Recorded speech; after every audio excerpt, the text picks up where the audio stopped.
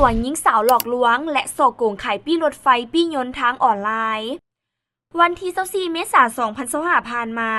ทานพันโทจิตวงศ์เสยวงศ์หัวหน้าแผนกตำรวจกองบัญชาการปกส.เมืองนาไซทองนครหลวงเวียงจันทน์ให้สัมภาษณ์ว่า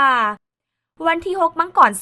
2025ได้รับแจ้งความจากผู้เสียหายถูกส่อโกงจากการซื้อปี้ยนต์ทางออนไลน์เจ้าหน้าที่จึงได้เก็บกำข้อมูลหลักฐานทั้งหมดพร้อมทั้งเก็บกำเส้นทางการเงินของการส่อโกง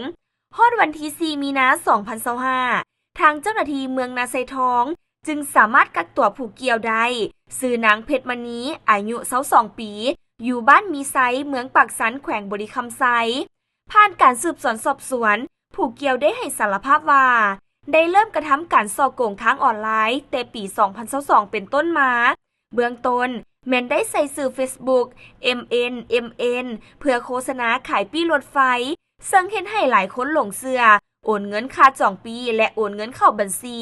มิสเม็ดมณีอินทวงศ์หลังจากได้รับเงินแล้วผู้เกี่ยวก็บล็อก Facebook ทุกคนที่โอนเงินให้หลังจากนั้นผู้เกี่ยวได้เปลี่ยนสื่อ Facebook มาเป็น MMN อินทวงศ์รับจองปีเฟซนี้แม่นผู้เกี่ยวได้โฆษณาขายปี้ยนต์นครหลวงเวียงจันทน์หัวพันซ้ำเหนือซึ่งมีหลายคนได้ส่งจองนำเมื่อผู้เกี่ยวได้รับเงินโอนแล้วจึงไปขอยกเลิกปี้ยนต์เฮ็ดให้ปี้ที่ลูกค้าจองไปนั้นใช้งานบ่ได้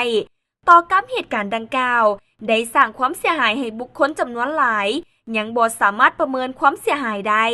ปัจจุบันทางเจ้าหน้าที่ตำรวจเมืองนาไซทองกำลังดำเนินการสืบสวนเก็บกำข้อมูลเพิ่มเติมเจ้าหน้าที่ตำรวจแจ้งว่าถ้าหากทานใดถูกผู้เกี่ยวตัวยั่วหลอกลวงจากผู้เกี่ยวให้แจ้งความต่อแผนกตำรวจเมืองนาไซทองได้หรือแจ้งข้อมูลมาที่เบอร์020 5698 9878 020 5698 9878ห้อยเอกวีรกรธรรมวงศ์เพื่อเป็นข้อมูลดำเนินคดีผู้เกี่ยวเพิ่มตามระเบียบกฎหมายต่อไป